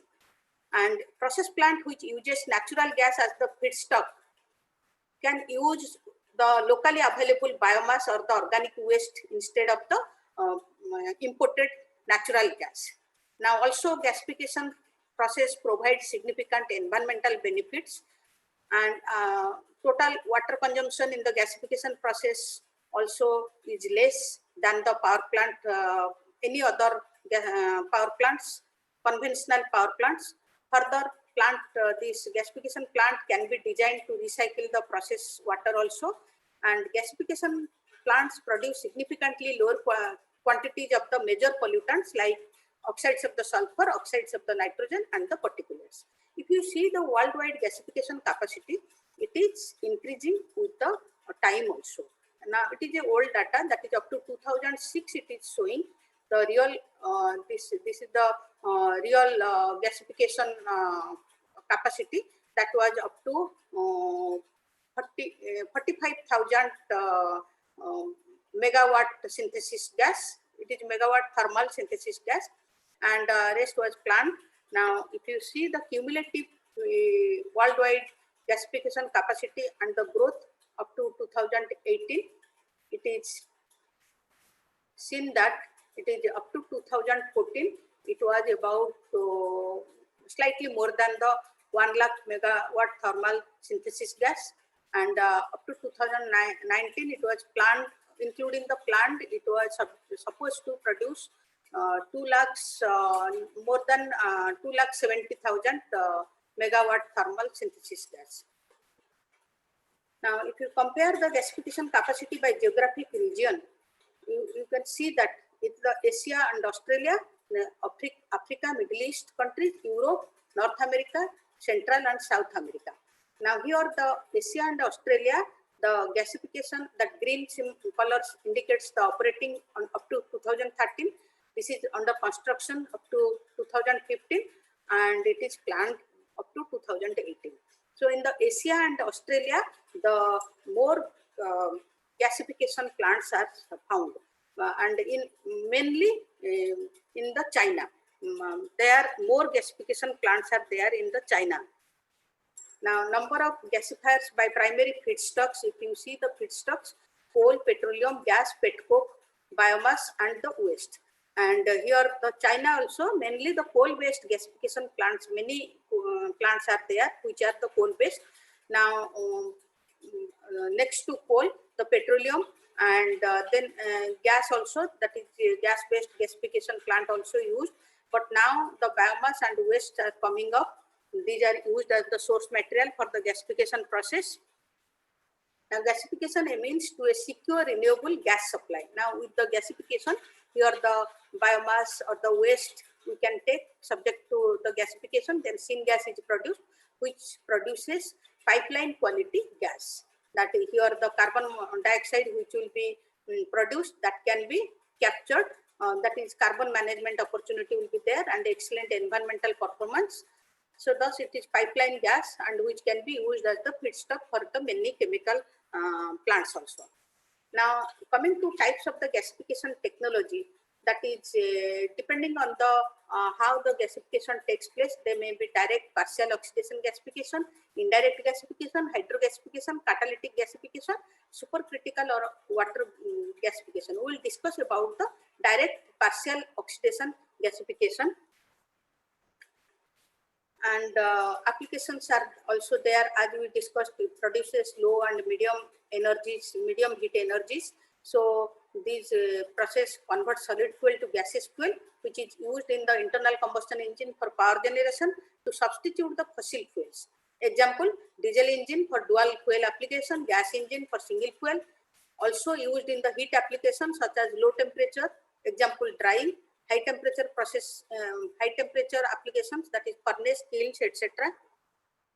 Now gasification application wise, if you see here, the maximum that gasifications or the syngas produced from the gasifications are used for the chemicals, and then the liquid fuels, then power generation, and then used as directly used as the gaseous fuels also.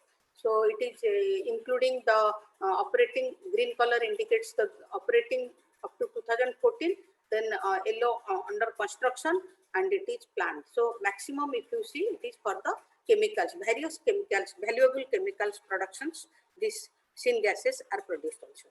Now application of the syngas, if you see, biomass feedstocks, through gasification syngas is produced. It can be it can produce hydrogen, methanol, isotrops fuel or the liquid, then ethanol, power generation also. Now, advantages of the biomass gasification. So, yield synthesis gas, which is the mixture of carbon monoxide, carbon dioxide, methane, hydrogen. And as I told, with char, water, condensable as the minor products, sulfur dioxide and nitrogen oxides emissions are low compared to the fossil fuels. Such energy is also considered carbon dioxide neutral, and biomass or any other organic matter can be converted to combustible gases. Now, types of gasifiers, depending on the type of the bed, it is 3 types of the gasifiers are there: fixed bed gasifiers, fluidized bed gasifier, and entrant bed gasifiers. Now, again, fixed bed are of the 2 types, updraft and downdraft. Updraft means gas will be moving from the bottom to, and it will be collected at the top. And the downdraft means gas will be moving in the downward direction, collected at the bottom. And then the fluidized bed, entrant bed. We will discuss more about here in the present discussion about the fluidized bed gasifier. Now, advantages of the fluidized bed gasifiers. Now, fluidized bed gasifiers can handle all types of the dry, small-sized biomass waste and the organic matters also. Here, the operation can be batch-wise, continuous-wise, and also it can handle biomass. Handling biomass produces syngas, which is of the high calorific value, and solid waste with the less ash content.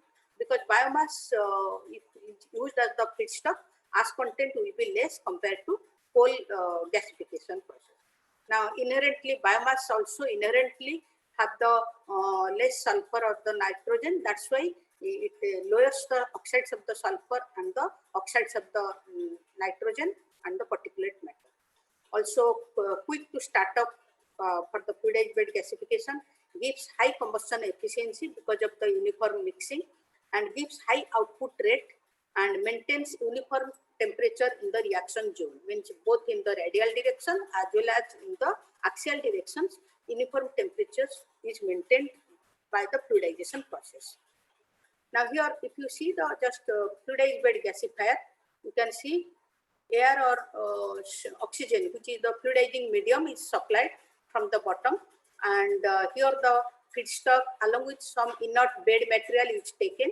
When the fluidizing medium that is passed through the bed material starts to fluidize, that is moves up and down, so allows intensive mixing and good heat transfer, and granular inert solid, usually silica, sand or dolomites are taken as the bed material along with the feedstock. So reaction takes, as uniform mixing takes place, uniform heat transfer will be there. So reaction takes place simultaneously in the bed. It has no separated reduction zone.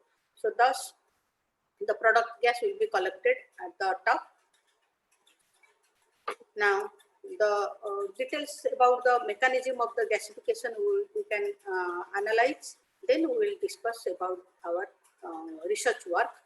Now, biomass gasification, which converts the solid fuel to combustible gas mixture, and that is called the producer gas or the synthesis gas, involves the partial combustion of the biomass, and there are 4 distinct zones are there in the gasifier, that is drying zone, pyrolysis, combustion, and the reduction zone.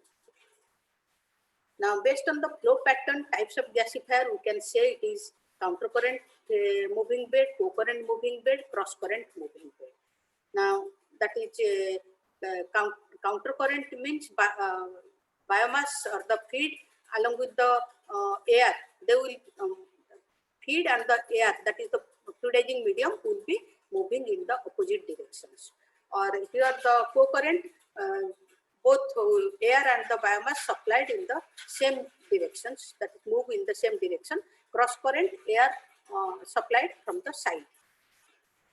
So this is the cross-current. Now 4 zones, if you see, 4 stages of the gasification: heating and drying, pyrolysis, oxidation, and the reduction. So here when the heat is supplied, that is biomass, here first moisture is separated, evaporated or removed, so particles gets dried. So here temperature range is about maximum up to 200, means within 200 degrees centigrade, all the water vapor or water molecules are removed. So it is the dry heating and drying zone. Then the pyrolysis zone, where the when the along with here air is heat is further with the further increase in the heat, that biomass samples gets decomposed. Molecular decomposition takes place, that is cellulose breaks down, then hemicellulose, then cellulose, then lignin. So by this process, means actually hemicellulose breaks in the temperature range of 200 to 300, and here the cellulose breaks after the 300, that is 300 to 400, and lignin breaks, cellulose 300 to 500, and above 500 degrees centigrade, lignin breaks. Then the volatile matters starts decomposing. So depending on the type of the biomass, if the lignin, after the breaking of the decomposition of the lignin, the volatile components starts releasing in the form of the gases. Then comes the oxidation, that is with the limited supply of the oxygen, the char particles here, the after that is the volatile gas, release of the volatile gases, char remains here, and that is porous charge remains. Now when that is comes in contact with the oxygen, the oxidation takes place and water and the carbon dioxide are formed. Again, these gases which are released as in the fluidization process, it is continuously, the particles will be moving up and down. The gases released will be coming in contact with the solid particles which will be moving up by the fluidization process. Again, that reductions will be taking place. That is here the water and carbon dioxide will again react with the carbon particles, that is hot charcoal, and producing the hydrogen, carbon monoxide, methane, etc. So detailed reactions we will see also. Now here, as I told, drying of the heating zone, dehydration drying process occurs at around 100 degrees centigrade to, means it extends up to 200 degrees centigrade. By 200 degrees centigrade, it is completely dried. Now pyrolysis, so it starts at 200 to 300 because hemicellulose breaks at this process. So here you can see fuel cell, it is there. So with the increase of the heat, in the absence of the air or the oxygen, the volatiles will be volatile components will be released and the only char will be remaining. Now in the combustion process, here we can see that when the char is remaining, and here when oxygen comes in contact with this, and some water vapor which is released in the pyrolysis stage, that also again comes in contact with the char, thus forming the carbon dioxide and the here carbon monoxide, carbon dioxide, and some hydrogen also. Now the stage 4, that is the reduction or the gasification, where it occurs as the char reacts with the steam to produce the carbon monoxide and hydrogen. As I told, only char remains in the stage 4, that is char remains. So in the previous stage, whatever the oxidation stage, whatever the water forms, that comes in contact with this char and produces hydrogen, carbon monoxide. And in addition, a reversible gas phase, water gas shift reaction reaches the equilibrium very fast at this temperature in the gasifier and balance the concentration of the carbon monoxide, steam, carbon dioxide, and hydrogen also. So thus hydrogen and carbon dioxide also produced. Now again, in the essence, a limited amount of the oxygen or air is introduced into the reactor to allow the some of the organic material to be burned again, because some char might remain. So again, oxygen will be supplied also. So it will be burned to produce the carbon dioxide and energy. Now thus the further reactions occur when the formed carbon monoxide and residual water form the organic material, react to form methane and excess carbon dioxide also. So methane and carbon dioxide are formed. Now if we summarize this, here the gasification process, 4 zones are there. Actually oxidation reduction process occurs simultaneously. There is no means within the gasifier we cannot distinct or make the two processes distinct. So rather we can say that gas solid reactions, gas phase reactions.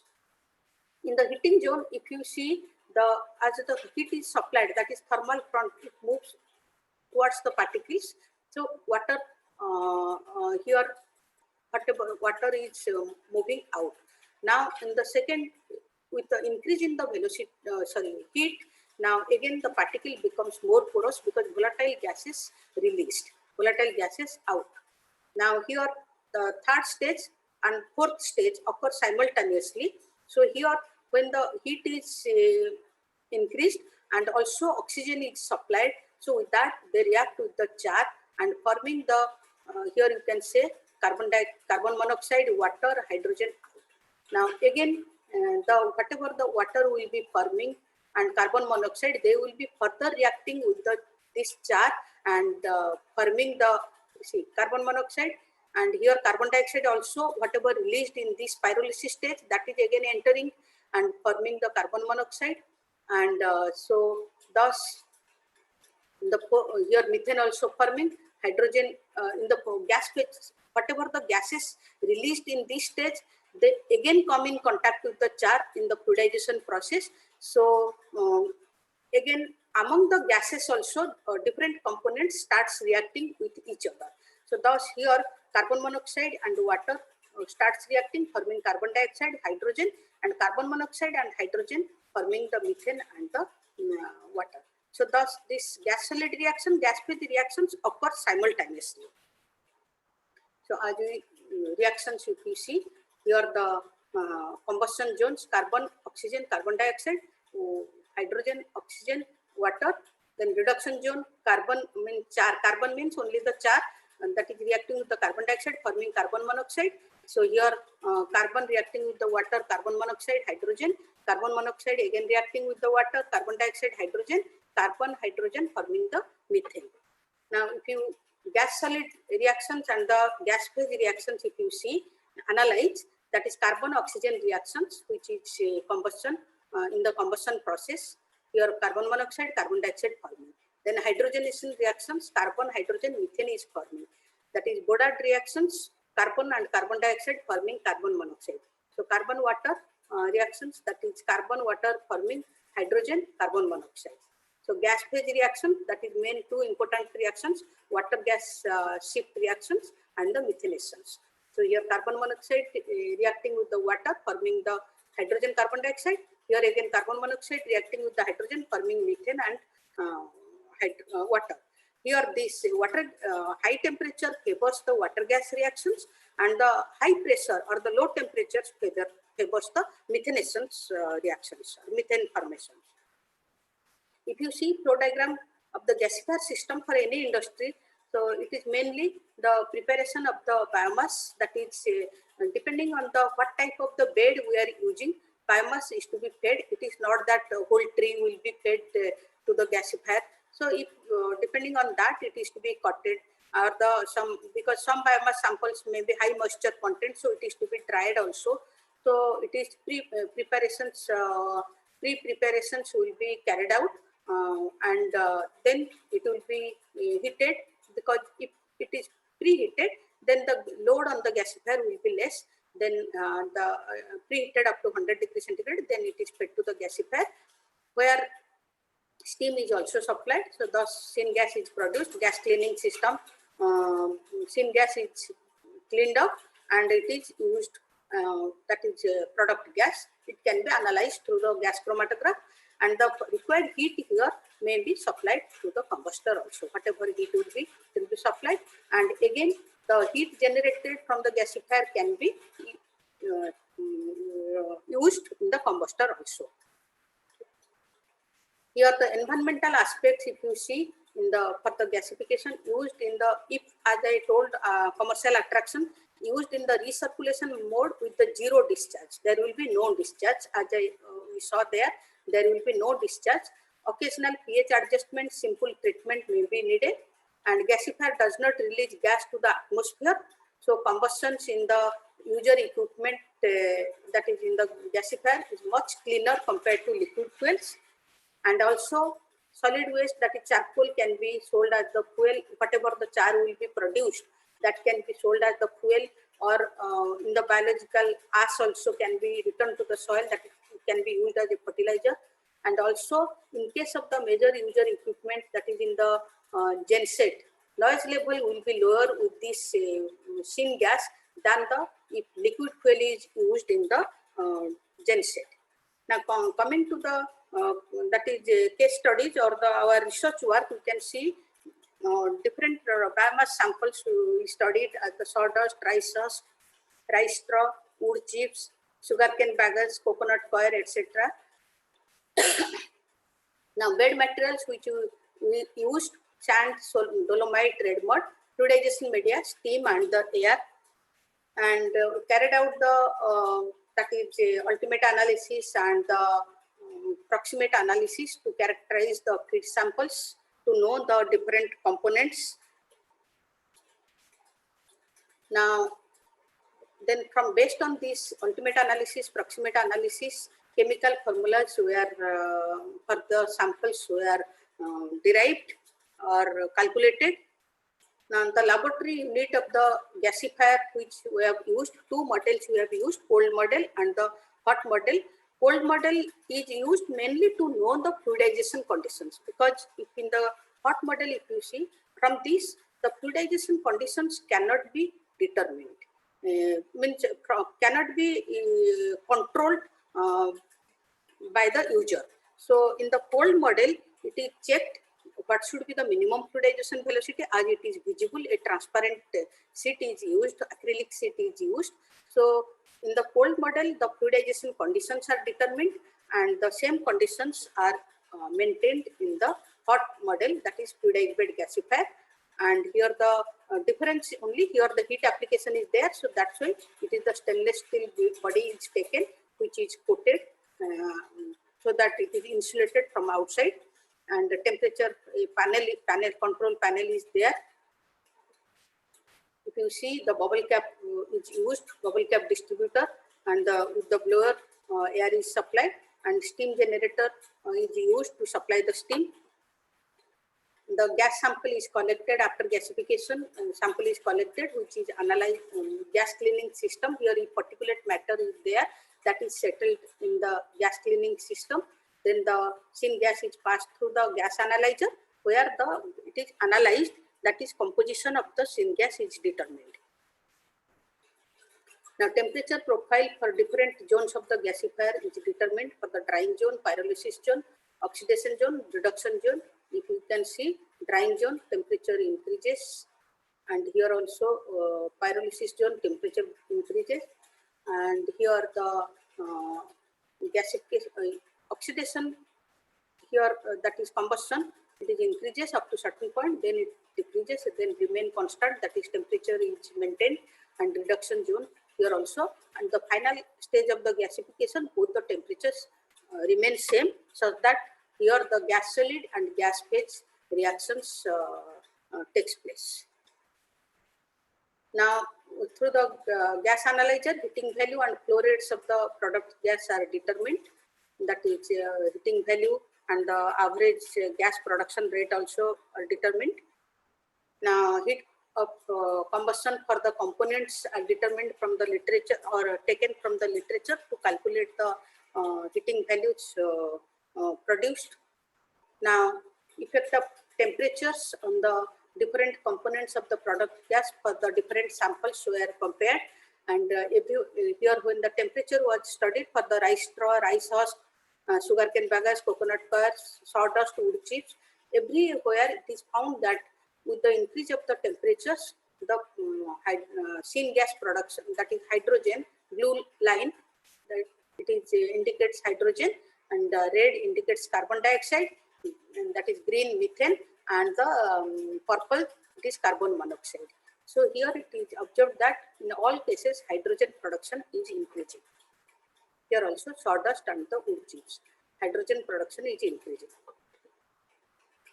Now, temperature effect on the syngas productions with the different bed materials. Now, we have used the different bed materials, that is dolomite, sand in the 1:2 proportions, dolomite, sand 1:1 proportion, red mud 1:1, red mud and sand, and red mud and sand 1:2, and the sand. So here also it is found that here with the sand, if you see, temperature goes on increasing, and here means hydrogen production increases with the increase of the temperature with the sand, and here the blue line, that is dolomite sand mixture in the 1:2, red line 1:1 dolomite and sand, green 1:1 red mud and sand, and it is 1:2 red mud and sand. In all the cases, we found that hydrogen percentage is increasing with the increase in the temperatures. So comparison effects of the different parameters on the yield of hydrogen for different feed samples we saw. So here different feed samples we are seeing. Here this indicates the temperature effect for the wood. We are finding that hydrogen percentage is increasing. Now other parameter, that is steam to biomass ratio studied, and here this indicates that for the coconut coir, the hydrogen percentage is means from the lower to, that is, it is varied from 0.5 to 2.5. So it is here if you see coconut coir as well as the rice husk. Rice husk again decreasing at the 1 and 1.5, but here if you see for the coconut coir, hydrogen yield is increasing with the increase of the steam to biomass ratio. Now again, equivalent ratio, to the equivalence ratio, it is found that the blue line, that is rice husk, it is hydrogen yield is almost remaining constant, slightly increasing. Then it is decreasing. You can say that it is remaining constant with the equivalence ratio, and here it is increasing with the green, that is sawdust, and red also rice straw. But here purple wood chips, it is decreasing, and sugarcane bagasse also it is decreasing. Now final result, that is we calculate through the material balance, energy balance, hydrogen yield was calculated. Then the carbon conversion efficiency, cold gas efficiency, and then the syngas produced, which is obtained from the gas analyzer. Then the net energy output was calculated. Now comparison of the efficiency, when we compared, also we found that carbon conversion efficiency, thermal efficiency, and the gasifier efficiency, we just compared. The deviation is not much high also. So that means all the samples, biomass samples efficiency is more or less satisfactory. And the correlation was plot for the hydrogen yield for the different samples, that is hydrogen yield for the sugarcane bagasse, coconut coir, by using the different parameters, that is temperature, steam to biomass ratio, equivalence ratio, and the density of the material, bed material.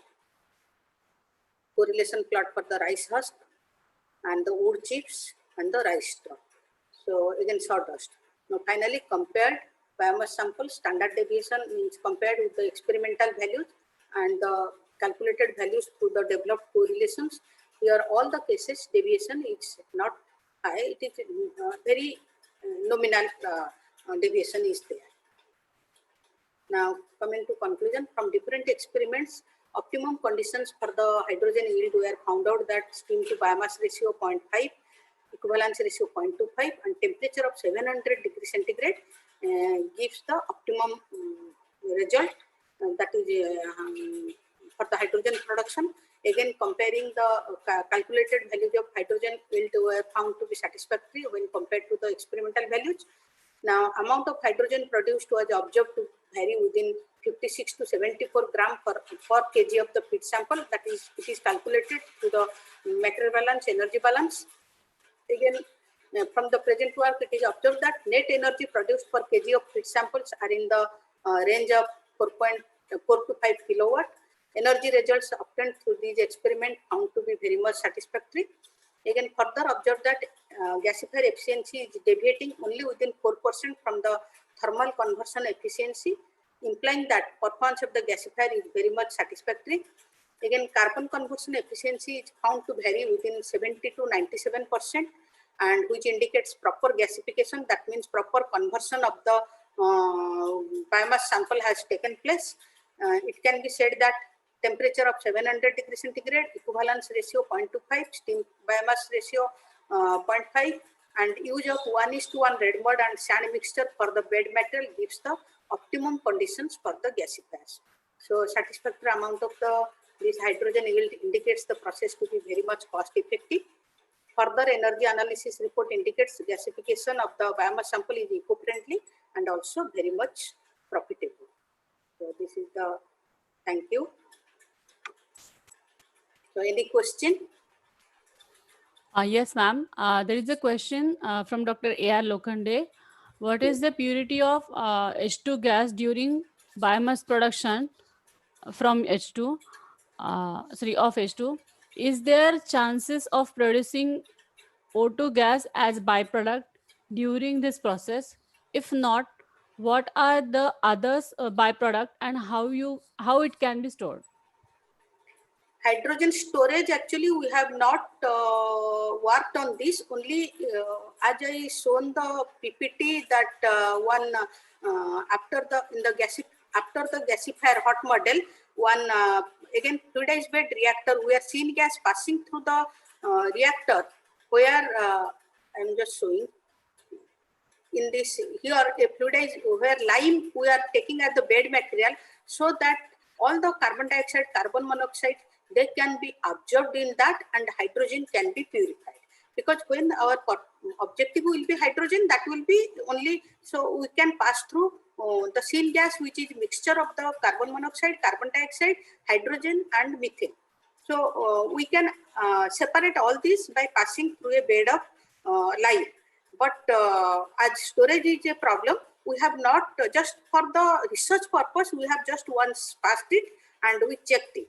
And that's we have not stored it. And other byproducts means the residue which will be remaining, that is ash, some unconverted char, it will be there.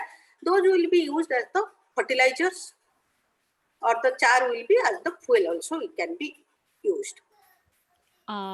In continuation with that, Mr. Yogesh Karpe wants to ask, how can you tackle ash issues which produce after combustion of biomass? Tackle means here at the bottom, actually, here you can see, here we can collect the, means that is after the, we'll allow it to cool for some, as it is biomass sample, it will not take much time. We just suppose conduct one experiment today, so we are leaving it today, so tomorrow we are just collecting the ash, that is opening that outlet and collecting that. So that is, it is not a problem, because as it settles, only gas moves up. In the biomass gasifier and the fluidized bed gasifier, it is the advantage that only means it is only gases will be moving up and it will be collected, and again one cyclone separator is there where the particulates will be separated. If some still is there in the gas cleaning systems, which I have shown here, here it is passed through the gas cleaning system, where it is thus particulates are settled also.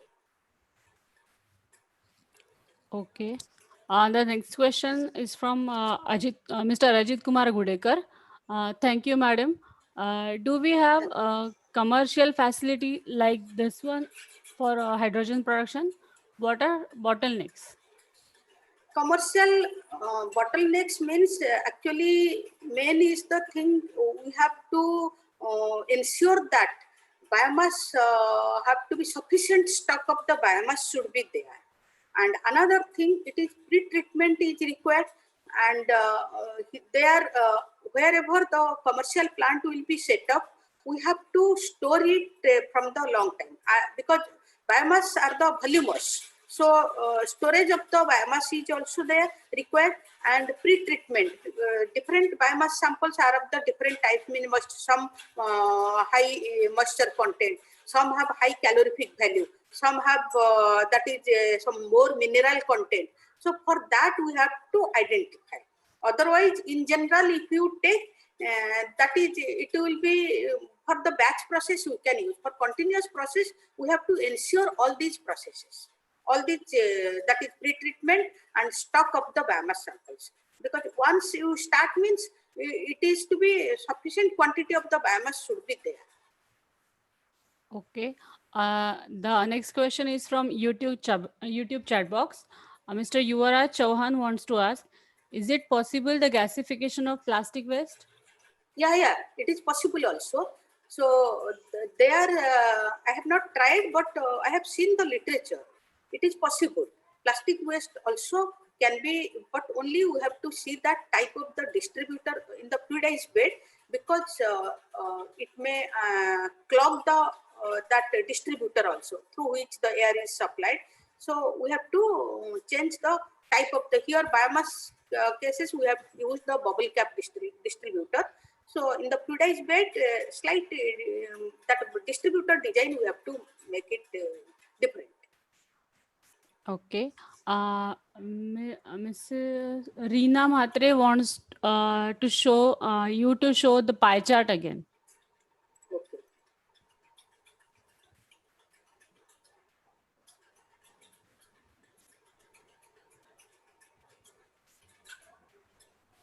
Yes.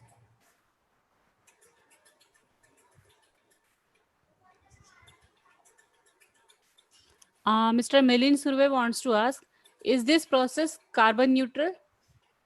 Biomass is carbon neutral, but all these process here the see oil naphtha reforming, it is not the carbon neutral, or steam methane reforming, it is not carbon. These are the fossil fuel sources. Coal gasification also fossil fuel. So in the this here other it is coming. So biomass, if you see compared to now also it is just 0.1%. So now the interest is going for these biomass sources because of the carbon neutral emissions. Okay. Participants, any more questions?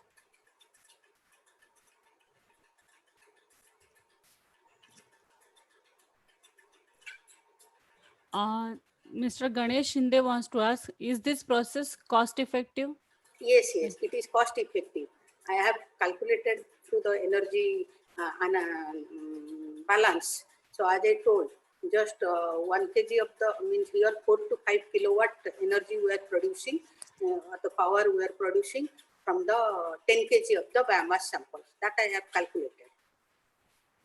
So it is cost effective also. Okay, madam. There is a thanksgivings from the chat box for your answering our questions. Okay. Aarti ma'am, over to you. Thank you, Professor Avanti, Yes. for such an insightful and informative presentation. I think the participants must have been benefited from this session.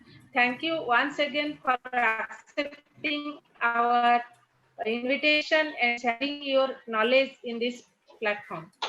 Thank you. I'll welcome sir. Thank you all for inviting me and giving me the opportunity to have the interactions with you. And thank you, Professor Nitin, also that gave me the opportunity. So thank you very much. I am also very happy. Thanks a lot, Professor Now, Avanti Sahu, on behalf of our Mahatma Gandhi Missions College of Engineering and Technology. Thank you. Okay, thank you. Okay. Okay. Okay, Now, dear participants, we will meet on tomorrow at 4:15 p.m. for our remaining fourth session of Dr. Madhukar Garg, President, Refining and Petchem R&D, Reliance Industries Limited. Okay, so we'll meet tomorrow at 4:15 p.m. Sir, one announcement, please. Sir, can I make one announcement, please? Yeah. Sir, there is a notification for all the participants that they have to fill a final feedback form after tomorrow's session, which will be circulated after the session for participant certification. Okay. Yes. Okay. Thank you, sir. Okay, fine. Okay, we'll end.